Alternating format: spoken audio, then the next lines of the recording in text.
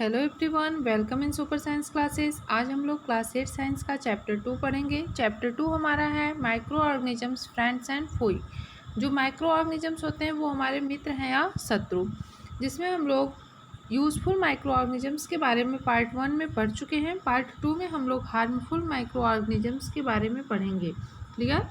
Micro organisms are harmful in many ways. जो सूक्ष्मजीव होते हैं वो अनेक प्रकार से हमारे लिए हानिकारक होते हैं। कुछ ऐसे सूक्ष्मजीव होते हैं जो मानव में रोग उत्पन्न करते हैं, कुछ पौधों में रोग उत्पन्न करते हैं तथा कुछ जानवरों में रोग उत्पन्न करते हैं। Such disease causing micro organisms are called pathogens. इसी रोग उत्पन्न करने वाले सूक्ष्म जीवों को हम लोग क्या कहते हैं? पैथोजन्स। तो पैथोजन्स क्या होते हैं? पैथोजन्स को हिंदी में रोगाणु कहते हैं। क्या कहते हैं? रोगाणु कहते हैं या रोगजनक कहते हैं, मीन्स रोग उत्पन्न करने वाला। तो जो माइक्रो ऑर्गेनिजम्स डिजीज काज करते हैं, चाहे वो पौधों में हो, मानव में हो या जानवरों में हो, उन सभी माइक्रो ऑर्गेनिजम्स को क्या बोला जाता है? पैथोजन्स बोला जाता है, रोगाणु या रोगजनक। Clear? Some microorganisms spoil food, clothing and leather. कुछ माइक्रो ऑर्गेनिजम्स जो होते हैं वो भोजन को नष्ट कर देते हैं, कपड़ों को नष्ट कर देते हैं तथा लेदर को भी नष्ट कर देते हैं। Late us study more about their harmful activity. हम उनकी हार्मफुल एक्टिविटी के बारे में और अधिक अध्ययन करेंगे। Disease causing micro organisms in human. मानव में रोग उत्पन्न करने वाले माइक्रो ऑर्गेनिजम्स के बारे में हम लोग पढ़ेंगे। Pathogens enter our body through air we breathe, the water we drink or the food we eat. मनुष्य में रोग उत्पन्न करने वाले जो सूक्ष्मजीव होते हैं, जो पैथोजन्स होते हैं, वो कैसे इंटर करते हैं? जब हम सांस लेते हैं तो हवा के द्वारा, जब हम पानी पीते हैं तो पानी के द्वारा, और जब हम खाना खाते हैं तो खाना के द्वारा ये पैथोजन्स हमारी बॉडी में इंटर कर जाते हैं, प्रवेश कर जाते हैं। They can also get transmitted by direct contact with an infected person or carried by an animal. संक्रमित व्यक्ति अथवा जंतु के सीधे संपर्क में आने पर भी इस रोग का संचरण होता है, मीन्स ये रोग जो है one person to another person transfer होता है। Clear? Microbial disease that can spread from an infected person to a healthy person through air, water, food और physical contact are called communicable disease. वो microbial disease, ठीक है, सूक्ष्म जीवों द्वारा होने वाला ऐसा रोग जो संक्रमित व्यक्ति से स्वस्थ व्यक्ति में वायु, जल, भोजन अथवा शारीरिक संपर्क, कायिक संपर्क द्वारा फैलता है, उसको हम लोग बोलते हैं कम्युनिकेबल डिजीज। तो डिफिनेशन क्या हो जाएगी? Those microbial disease which are spread from an infected person to a healthy person through air, water, food और physical contact are called communicable disease. Clear? Examples of such disease include cholera, common cold, chicken pox and tuberculosis। ये ऐसे disease हैं जो infected person से एक normal person में, एक healthy person में क्या होते हैं? ट्रांसफ़र होते हैं। ठीक है, किसके द्वारा? एयर के द्वारा, वाटर के द्वारा, फूड के द्वारा या फिजिकल कांटेक्ट के द्वारा। तो इन सभी डिजीज़ को हम लोग क्या बोलते हैं? Communicable disease. कम्युनिकेबल डिजीज़ की हिंदी हो जाती है संचरणीय रोग, मीन्स फैलने वाला रोग, जो कि one person to another person easily क्या हो रहा है? एयर, वाटर, फूड या फिजिकल कांटेक्ट के द्वारा ट्रांसफ़र हो रहा है। Clear? When a person suffering from common cold sneezes, fine droplets of moisture carrying thousands of virus are spread in air. The virus may enter the body of healthy person while breathing and cause infection. जब जुकाम से कोई पीड़ित कोई भी व्यक्ति क्या करता है? छींकता है, तो सूक्ष्म बूंदों के साथ हजारों पैथोजन्स वायरस क्या होते हैं? वायु में आ जाते हैं, एयर में आ जाते हैं। यह वायरस श्वास के साथ ली जाने वाली वायु के साथ शरीर में प्रवेश कर जाते हैं। ठीक है, देखिए, मान लीजिए ये इन्फेक्टेड पर्सन है और ये हेल्दी पर्सन है। ठीक है, इनको जुकाम हुआ है तो ये छींकेंगे। ठीक है, जब छींकेंगे तो जो पैथोजन्स होते हैं, जो इनके बॉडी के अंदर ऐसे वायरस हैं जो कि रोग को काज कर रहे हैं, वो कहाँ पे आ गए? एयर में आ गए, हवा में आ गए। ठीक है, अब हवा में ढेर सारे हेल्दी पर्सन हैं, सभी लोग सांस लेते हैं, सांस लेते वक्त सभी के बॉडी में एयर इंटर करती है। तो अब ये एयर जब इंटर कर रही है तो किसी न किसी की बॉडी में क्या होते हैं? ये वायरस एयर के साथ इंटर कर जाते हैं और जाके उस ह्यूमन में उस डिजीज़ को काज करते हैं। Clear? Then how do you prevent the spread of communicable disease? आप कम्युनिकेबल डिजीज़ को फैलने से कैसे रोक सकते हैं? We should keep a handkerchief on the nose and mouth while sneezing. It is better to keep a distance from infected person. हमें छींकते समय अपने मुंह एवं नाक पर एक रुमाल रखना चाहिए। अच्छा तो यही है कि संक्रमित व्यक्ति से पर्याप्त दूरी बना के रखें। ठीक है, अगर दूर नहीं है तो हमको क्या करना चाहिए? माउथ और नोज को हैंकी से ढक लेना चाहिए। There are some insects and animals which act as carriers of disease causing microbes. कुछ कीट एवं जंतु ऐसे भी हैं जो पैथोजेंस सूक्ष्मजीवों के रोग वाहक का कार्य करते हैं। ठीक है, जो पैथोजेंस होते हैं, जो डिजीज काज करने वाले माइक्रो ऑर्गेनिजम्स होते हैं, ये उनके कैरियर का काम करते हैं। कैरियर का काम क्या होता है? किसी पर्सन को बैठा के एक स्थान से ले जाके दूसरे स्थान पे छोड़ देना। तो कुछ इंसेक्ट्स और एनिमल्स ऐसे भी होते हैं कि जो रोग उत्पन्न करने वाले माइक्रो ऑर्गेनिजम्स होते हैं, जिनको हम पैथोजेंस कहते हैं, ये उनके लिए कैरियर्स का काम करते हैं, वाहक का कार्य करते हैं। House fly is one such carrier, जिनमें से हाउस फ्लाई जो है वो एक वाहक है। The fly sit on the garbage and animal excreta. ये क्या करती है? ये मक्खी कचड़ों पे या जो एनिमल्स के एक्सक्रीटा होते हैं, उनके जो बेस्ट प्रोडक्ट होते हैं, उन पे बैठती है। ठीक है, pathogens stick to their body, जिससे जो पैथोजेंस होते हैं वो हाउस फ्लाई से चिपक जाते हैं। When these flies sit on uncovered food they may transfer the pathogens. और यही मक्खी उड़ के कहाँ जाती है? जो बिना ढका हुआ भोजन होता है, बिना ढकी हुई खाने वाली चीज़ें होती हैं, ये उन पे बैठ जाती हैं और पैथोजेंस को उन पे ही ट्रांसफ़र कर देती हैं, स्थानांतरित कर देती हैं। Clear? Whoever eats the contaminated food is likely to get sick. जो इस कंटामिनेटेड फूड को खाता है, ठीक है, जो भी व्यक्ति इस प्रदूषित भोजन को खाता है वो क्या हो जाता है? उसके बीमार पड़ने की संभावना बढ़ जाती है। So it is advisable to always keep the food covered. इसीलिए आपको सलाह दी जाती है कि हमें हमेशा जो भोजन होता है उसको ढक के रखना चाहिए। Avoid consuming uncovered items of food, हमेशा बिना ढका हुआ खाना खाने से बचना चाहिए। And other examples of carrier is the female anopheles mosquito. दूसरा जो एग्जाम्पल है, फर्स्ट क्या था? हाउस फ्लाई था, जो कि क्या कर रहा है? पैथोजेंस को one place to another place carriers कर रहा है, ट्रांसफ़र कर रहा है। सेकेंड जो है कैरियर, वो क्या है? एनाफलीज मॉस्किटो, फीमेल एनाफलीज मॉस्किटो, मादा एनाफलीज मच्छर, which carries the parasite of malaria Plasmodium. ये मलेरिया के पैरासाइट्स को, मलेरिया के पैरासाइट्स का नाम क्या होता है?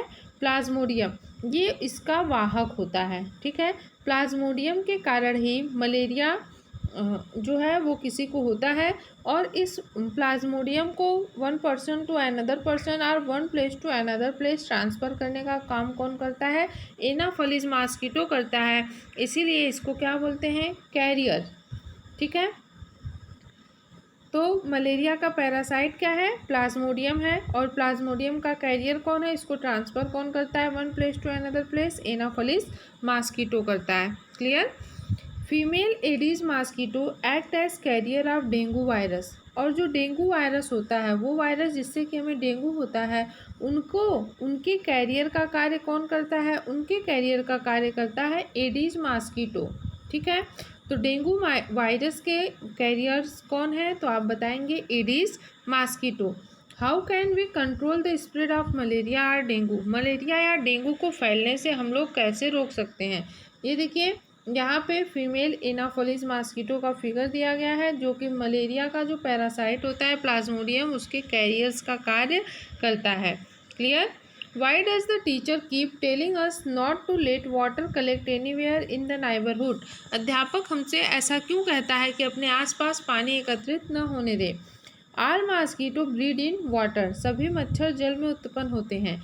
Hence one should not let water collect anywhere in cooler, tyres, flower pot etc. हमें पानी को कहीं भी रुका नहीं रहने देना चाहिए। कूलर, टायर एवं फूलदान इत्यादि में कहीं भी जल एकत्र न होने दे। Clear? By keeping the surrounding clean and dry we can prevent mosquito from breeding. अपने इन्वायरमेंट को सुरक्षित रख के ठीक है, साफ सुथरा रख के हम मच्छर को उत्पन्न होने से रोक सकते हैं। Clear. Try to make list of measure which help of avoid the spread of malaria. कुछ आपको रीज़न बताने हैं जिससे कि मलेरिया को स्प्रेड होने से रोका जा सके। क्लियर। देखिए यहाँ चार्ट के द्वारा दिखाया गया है some common human disease caused by microorganisms. मनुष्य में सूक्ष्म जीवों द्वारा होने वाले सामान्य रोग के बारे में। Human disease, causative micro organisms, mode of transmission, preventive measures. ठीक है, मानव रोग, रोग कारक सूक्ष्मजीव, संचरण का तरीका और बचाव के उपाय। ट्यूबरकुलोसिस ये एक डिजीज़ है जो कि किसके द्वारा होता है, बैक्टीरिया के द्वारा होता है, और इसके संचरण का तरीका क्या है, एयर, ये हवा के माध्यम से फैलता है। क्लियर। मीजल्स, मीजल्स किसके द्वारा होता है, वायरस के द्वारा होता है, जिसको खसरा बोलते हैं। ये भी कैसे फैलता है, हवा से फैलता है। चिकन पॉक्स, चिकन पॉक्स किससे होता है, वायरस से होता है, और ये किससे फैलता है, एयर या सीधे कांटेक्ट से फैलता है। पोलियो वायरस से होता है, एयर या वाटर से फैलता है। देखिए अब पेशेंट को क्या बचाव करना चाहिए, keep the patient in complete isolation, keep the personal belonging to the patient away from those of the others, vaccination to be given at suitable age. रोगी व्यक्ति को पूरी तरह से अन्य व्यक्तियों से अलग रखना चाहिए, रोगी की व्यक्तिगत वस्तुओं को अलग रखना चाहिए तथा उचित समय पर टीकाकरण कराना चाहिए। क्लियर। नेक्स्ट देखते हैं, नेक्स्ट है कालरा। कालरा किससे होता है, बैक्टीरिया से होता है। ठीक है, ट्रांसमिशन मोड क्या है, वाटर एंड फूड है। नेक्स्ट टाइफाइड, टाइफाइड भी किससे होता है, बैक्टीरिया से होता है, ट्रांसमिशन मोड क्या है, वाटर है। Maintain personal hygiene and good sanitary habits, consume properly cooked food and boiled drinking water, vaccination, व्यक्तिगत सुरक्षा एवं अच्छी आदतों को अपनाना, भली भांति पके भोजन, उबला पेयजल एवं टीकाकरण, यही क्या है इसके उपाय हैं। नेक्स्ट क्या है, हेपेटाइटिस ए किससे होता है, वायरस से होता है, ट्रांसमिशन मोड क्या है, वाटर है।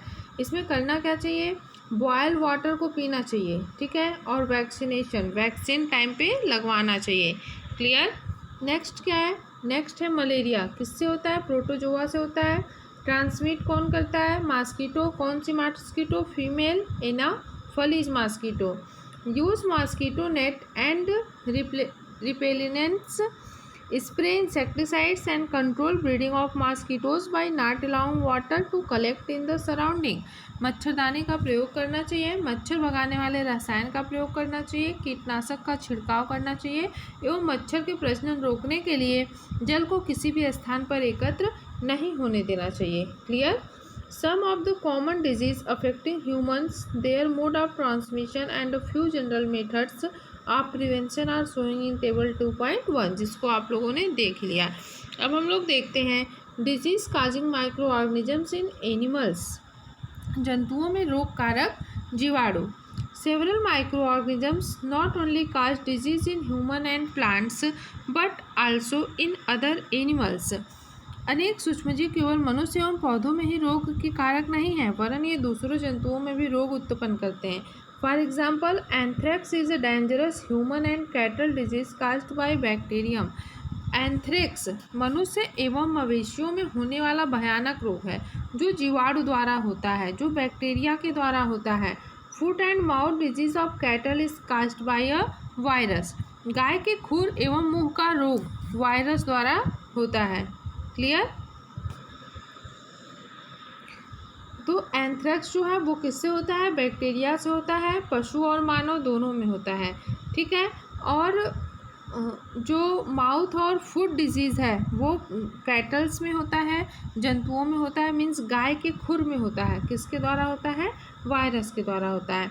Robert Koch 1876 discovered the bacterium bacillus anthracis which cause anthrax disease. Robert Koch ने सन 1876 में 1876 में बेसिलस एंथ्रेसिस नामक जीवाणु की खोज की थी जो एंथ्रेक्स रोग का कारक है। तो एंथ्रेक्स रोग किस जीवाणु से होता है, एंथ्रेसिस नामक जीवाणु से होता है, जिसको किसने डिस्कवर किया है, तो रॉबर्ट कोच ने डिस्कवर किया है।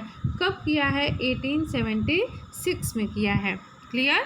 अब हम लोग देखते हैं disease causing micro organisms in plant, पौधों में रोग उत्पन्न करने वाले सूक्ष्मजीवों को। Several micro organisms cause disease in plant like wheat, rice, potato, sugar cane, orange, Apple and others. The disease reduce the yield of crops. अनेक सूक्ष्मजीव गेहूं, चावल, आलू, गन्ना, संतरा, सेब इत्यादि पौधों में रोग के कारक हैं। रोग के कारण फसल की उपज में कमी हो जाती है।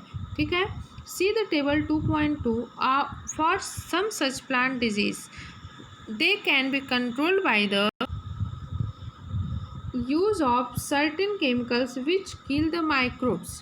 कुछ रसायनों का प्रयोग करके उन सूक्ष्म जीवों पर नियंत्रण पाया जा सकता है। अब हम लोग देखते हैं टेबल 2.2, जिसमें कुछ प्लांट डिजीज दिए गए हैं और वो माइक्रो ऑर्गेनिजम्स बताया गया है जिनसे ये फैलते हैं। मोड ऑफ ट्रांसमिशन भी आपको बताया गया है। फर्स्ट प्लांट डिजीज क्या है? सिट्रस कैंकर, जो कि किस माइक्रो ऑर्गेनिज्म से होता है? बैक्टीरिया से होता है, जीवाणुओं द्वारा होता है और ये हवा में क्या होता है? इसका संचरण होता है, हवा में ये फैलता है। रस्ट ऑफ व्हीट, गेहूं की जो रस्ट होती है वो किससे होती है? फंजाई से होती है और एयर और सीड से ये क्या होता है? ट्रांसमिट होता है, फैलता है। एलोवेन मोज़ेक ऑफ भिंडी, भिंडी की जो एलोवेन्स होती हैं वो किसके कारण होती है? जिसको ओकरा बोलते हैं, वायरस से होती है। और कौन फैलाता है? इंसेक्ट फैलाते हैं। क्लियर। और नेक्स्ट टॉपिक हमारा क्या है? फूड पॉइजनिंग, मीन्स जो भोजन हमारा जहरीला हो जाता है, पॉइजन्स में बदल जाता है, वो कैसे? Bujo was invited by his friends to a party and he ate a variety of food stuff. On reaching home, he started vomiting and had to be taken to a hospital. बूजो के एक मित्र ने उसे party में आमंत्रित किया। वहाँ उसने अनेक प्रकार के व्यंजन खाए। घर आने पर उसे उल्टी होने लगी, उसे अस्पताल ले जाया गया। ठीक है। The doctor said that this condition could be due to food poisoning. तो डॉक्टर ने बताया कि इसको जो है इसकी जो ये कंडीशन है वो फूड पॉइजनिंग के कारण है। ठीक है, भोजन के जहरीले होने के कारण है। Paheli wonders how food can becomes a poison. अब पहली कोई आश्चर्य होता है कि भोजन जो है वो पॉइजन कैसे बन सकता है, विष कैसे बन सकता है। Food poisoning could be due to the consumption of food spoiled by some microorganisms. सूक्ष्म जीवों द्वारा फूड पॉइजनिंग करने से फूड जो है वो पॉइजन में कन्वर्ट हो जाता है। कुछ माइक्रो ऑर्गेनिज्म जो होते हैं वो भोजन को नष्ट कर देते हैं। ठीक है, जिससे वो फूड जो है वो पॉइजन में चेंज हो जाता है। Microorganisms that grown on our food items produce toxic substance. जो माइक्रो ऑर्गेनिजम्स हमारे फूड पे, हमारे भोजन पे ग्रो करते हैं वो कुछ जहरीले पदार्थ उत्पन्न करते हैं। ठीक है, वो क्या करते हैं? कुछ जहरीले पदार्थ को उत्पन्न करते हैं। This make the food poisonous causing serious illness and even death. जो कि फूड पॉइजन काज करता है, इसके अलावा ये इंसान को ज़्यादा बीमार भी कर देता है और कभी कभी तो कुछ लोगों की डेथ भी हो जाती है। So it is very important that we preserve food to prevent it from being spoiled. अतः यह आवश्यक है कि हम भोजन को स्पॉइल्ड होने से, नष्ट होने से बचाएं। क्लियर। अब नेक्स्ट पॉइंट हमारा क्या है? नेक्स्ट पॉइंट हमारा है फूड प्रिजर्वेशन। हम भोजन की सुरक्षा कैसे करेंगे? In chapter 1 we learn about the method use to preserve and store food grains. Chapter 1 में हमने देखा कि जो ग्रेन्स थे उनको हम लोगों ने किस तरह से स्टोर किया। How do we preserve cooked food at home. इसी तरह से पके हुए भोजन को हम अपने घर पर सुरक्षित कैसे करते हैं। You know that bread lift unused under moist condition it is attacked by fungus. आप जानते हो कि जब हम मॉइस्ट कंडीशन में ब्रेड को वैसे ही छोड़ देते हैं तो उस पर कुछ फंगस अटैक करते हैं। Microorganisms spoil our food. Microorganisms हमारे भोजन को भी नष्ट कर देते हैं। Spoil food emits bad smell and has a bad taste and change colour. और जो स्पॉइल फूड होता है, मीन्स बेकार हुआ भोजन होता है, उसकी जो स्मेल होती है बहुत ही बैड होती है, गंदी होती है, उसका टेस्ट भी अच्छा नहीं होता है और उसका कलर भी बदल जाता है। Is spoiling of a food a chemical reaction. क्या भोजन का स्पॉइल होना भी केमिकल रिएक्शन है? तो हाँ, भोजन का स्पॉइल होना भी क्या है? केमिकल रिएक्शन है, जिसको आप लोग क्लास 7th में physical change and chemical change में पढ़े होंगे। क्लियर। पहली bought some mangoes but she could not eat them for a few days. Later she found that they were spoiled and rotten. पहले कुछ आम खरीदती है लेकिन कुछ दिनों तक वो उसको खा नहीं पाती है और बाद में वो देखती है कि उसका जो आम है वो क्या हो गया, सड़ गया है। But she know that the mango pickles her grand mother make he does not spoil for a long time. लेकिन उसको ये पता है कि उसकी दादी द्वारा बनाया गया जो आम का अचार है वो काफ़ी लंबे समय तक खराब नहीं होता। सी इज़ कन्फ्यूज। अब वो क्या है, बहुत ही कन्फ्यूज है, बहुत ही भ्रमित है। Let us study the common method of preserving food in our homes. आइए हम लोग भोजन को प्रिजर्व करने के कुछ सामान्य तरीकों को देखें जिससे कि हम अपने घर के भोजन को प्रिजर्व कर सकें। We have to save it from the attack of microorganisms. हमें इन्हें सूक्ष्म जीवों से बचाव के उपाय करना चाहिए जिससे कि हम सूक्ष्म जीवों से अपने घर का जो फूड आइटम्स है उसको सुरक्षित रख सकें। पहला मेथड है केमिकल मेथड, मीन्स रासायनिक उपाय। Salt and edible oil are the common chemical generally used to check the growth of microorganisms. नमक एवं खाद्य तेल का उपयोग सूक्ष्म जीवों की वृद्धि रोकने के लिए सामान्य रूप से किया जाता है। Therefore they are called preservative. इसीलिए इनको प्रिजर्वेटिव कहते हैं, परिरक्षक कहते हैं, मीन्स सुरक्षा करने वाला। We add salt or acid preservative to pickles to prevent the attack of microbes. हम नमक अथवा खाद्य अम्ल का प्रयोग अचार बनाने में करते हैं जिससे सूक्ष्म जीवों की वृद्धि नहीं होती है। Sodium benzoate and sodium metabisulphite are common preservative. Sodium benzoate तथा सोडियम मेटाबाइसल्फाइड सामान्य परिरक्षक हैं। These are use in jams and squashes to take their spoilage. Jam एवं स्क्वैश बनाने में इन रसायनों का उपयोग करते हैं जो कि उनको खराब होने से बचाता है। Clear. Preservation by common salt. नमक द्वारा हम किसी चीज़ का परीक्षण किस तरह करेंगे। Common salt has been use to preserve meat and fish for ages. सामान्य नमक का उपयोग मांस एवं मछली के परिरक्षण के लिए काफ़ी लंबे अरसे से किया जा रहा है। Meat and fish are covered with dry salt to check the growth of bacteria. Salting is also use to preserve amla, raw mangoes, tamarind etc. जीवाणु की वृद्धि रोकने के लिए मांस अथवा मछली को सूखे नमक से ढक देते हैं। नमक का उपयोग आम, आंवला एवं इमली के परिरक्षण में भी किया जाता है। Preservation by sugar. चीनी द्वारा प्रिजर्वेशन कैसे करते हैं। Jam, jelly and squashes are preserved by sugar. Sugar reduce the moisture content which inhibits the growth of bacteria which spoil food. Jam, jelly एवं स्क्वैश का परिरक्षण चीनी द्वारा किया जाता है। चीनी के प्रयोग से खाद्य पदार्थों की नमी में कमी आती है जो संदूषण करने वाले जीवाणुओं की वृद्धि को नियंत्रित करते हैं। Clear.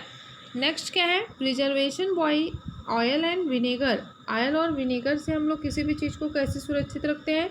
Use of oil and vinegar prevents spoilage of pickles because bacteria can not live in such environment.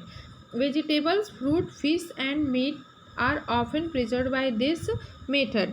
तेल एवं सिरके का उपयोग अचार को संदूषण से बचाने के में किया जाता है कि अचार हमारा खराब न होने पाए क्योंकि इनमें जीवाणु जीवित नहीं रह सकते। सब्जियां, फल, मछली तथा मांस का प्रिजर्वेशन भी हम लोग इस विधि के द्वारा करते हैं। Heat and cold treatment. गर्म एवं ठंडा करना। You must have observed your mother boiling milk before it is stored or used. Boiling kills many organisms. आपने अपनी माँ को दूध उबाल कर रखते हुए देखा होगा। उबालने से जो अनेक सूक्ष्म जीव होते हैं वो नष्ट हो जाते हैं। Similarly, we keep our food in refrigerator. Low temperature inhibits the growth of microbes. इसी प्रकार हम अपना भोजन फ्रिज में रखते हैं क्योंकि कम ताप पर सूक्ष्मजीव की वृद्धि नहीं होती। Why does the milk that comes in packet not spoil? My mother told me that the milk is pasteurized. What is pasteurization? थैलियों में आने वाला दूध खराब क्यों नहीं होता। मेरी माँ ने बताया कि यह दूध जो है वो पाश्चुरीकृत है। तो पाश्चुराइजेशन आखिर में होता क्या है। Pasteurise milk can be consumed without boiling as it is free from harmful microbes. पाश्चुरीकृत दूध को बिना उबाले इस्तेमाल किया जा सकता है क्योंकि यह सूक्ष्म जीवों से मुक्त होता है। The milk is heated to about 70 degree Celsius for 15 to 30 second and then suddenly chilled and stored. इसके लिए दूध को 70 डिग्री सेल्सियस पर 15 से 30 सेकेंड के लिए गर्म करते हैं, फिर एकाएक ठंडा करके उसको स्टोर कर लेते हैं। By doing so it prevents the growth of microbes. This process was discovered by Louis Pasteur. It is called pasteurization.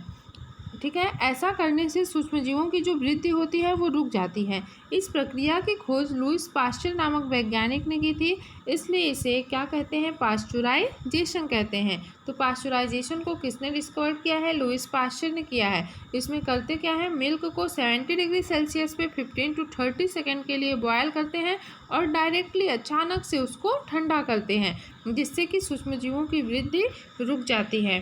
Clear. Next point हमारा क्या है, स्टोरेज एंड पैकिंग, भंडारण एवं पैकिंग। This day dry fruit and even vegetable are sold in sealed air tight packet to prevent the attack of microbes. आजकल मेवे अथवा सब्जियों भी वायुरोधी पन्नी में क्या की जाती हैं, सील्स की जाती हैं, पैकेट्स में उनको बंद कर दिया जाता है और वही पैकेट बेचे जाते हैं, जिससे कि सूक्ष्मजीवों से उनकी सुरक्षा होती है। Clear. Thanks for watching video.